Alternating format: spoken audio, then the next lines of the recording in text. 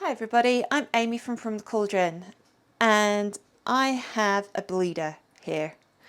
See, this is 10 grams of superwash merino nylon yarn, and it is dyed with a 1% depth of shade of fluorescent safety orange, which is an acid dye from Dharma.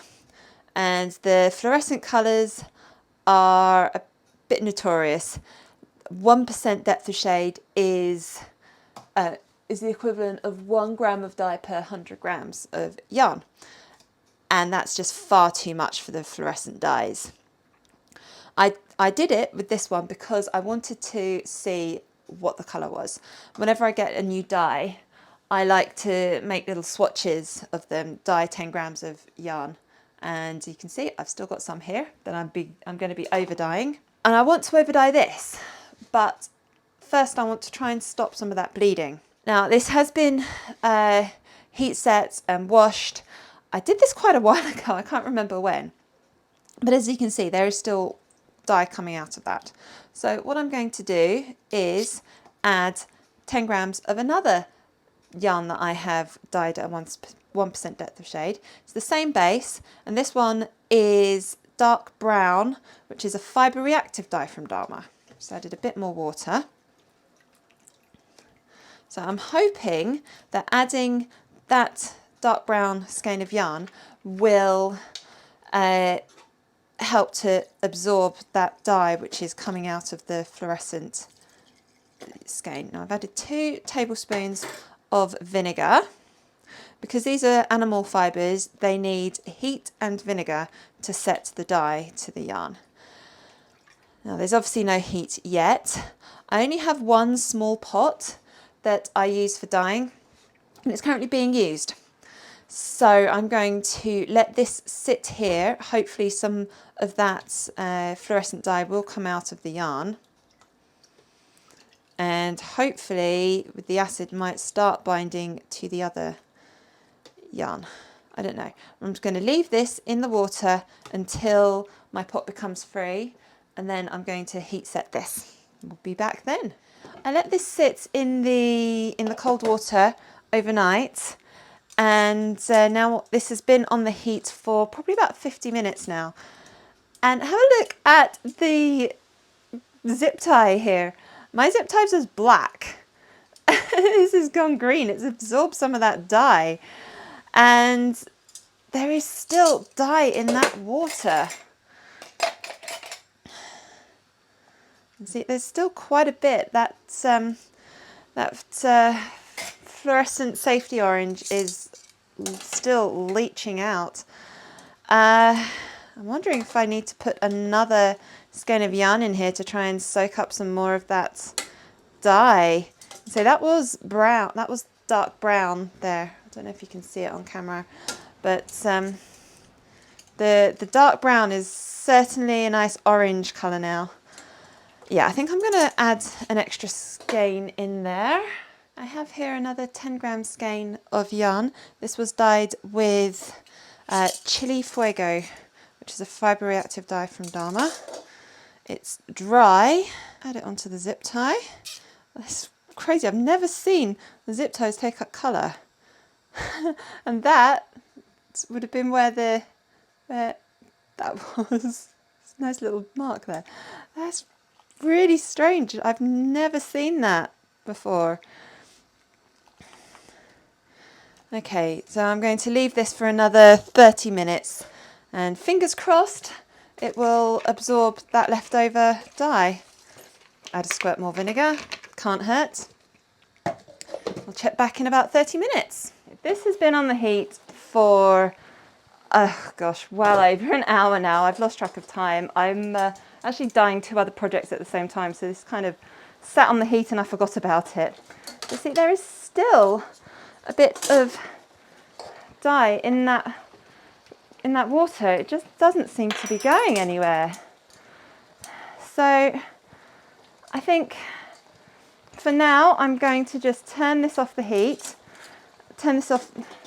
Yeah, I'm going to turn this off and let it cool down. Hopefully, while it cools down, it will absorb some more of that dye. And I'll see you when this has cooled down. This has been sitting here overnight. It's nice and cold now. Let's have a look at that dye water. Yeah, there still is a hint of orange in there. So I'm expecting there to be some bleeding in this. I've just added a little bit of washing up liquid in here. This does smell really, really strongly of vinegar. And look, yeah, there is some orange in there. Now because this is superwash yarn, I'm happy to hold it underneath a running tap like this and squeeze it out, because I know the yarn isn't going to felt. Yeah, there still is a fair bit of orange coming out of this. Definitely don't use a fluorescent safety orange at a 1% depth of shade.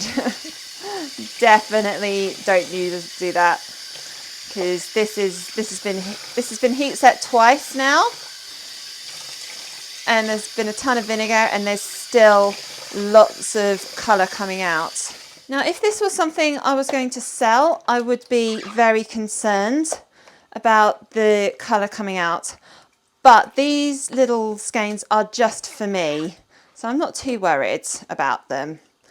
They're going to go in my scrappy blanket, so I'm not worried. I'm not going to keep rinsing this till the water runs clear. I'm just going to rinse it through now and hang it up to dry. And here are the 3 finished skeins of yarn.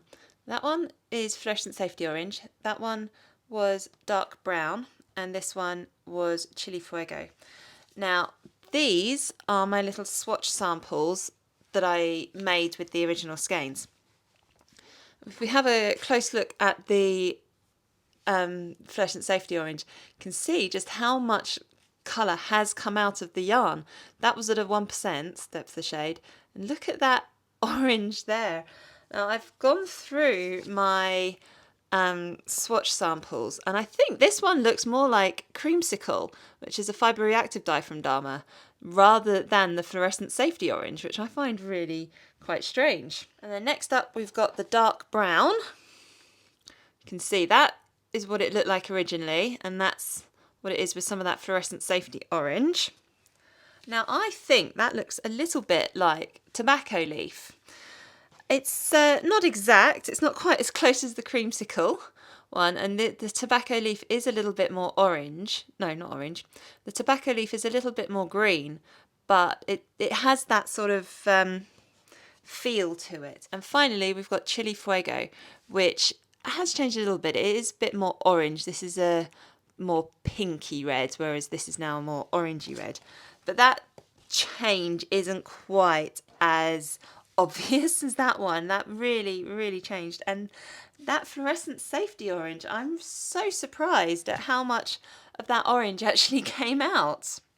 Here it is under a UV light, and yeah, you can see the where the fluorescent safety orange is on the red and the brown skein. You can see that fluorescent safety orange is quite bright under here as well. So that fluorescent dye has transferred, and it is still fluorescent. Obviously not as bright as it would be originally. You can see how bright that is. But they still do look really cool underneath this black light. And not forgetting about the zip tie that I used that took up colour and is now green.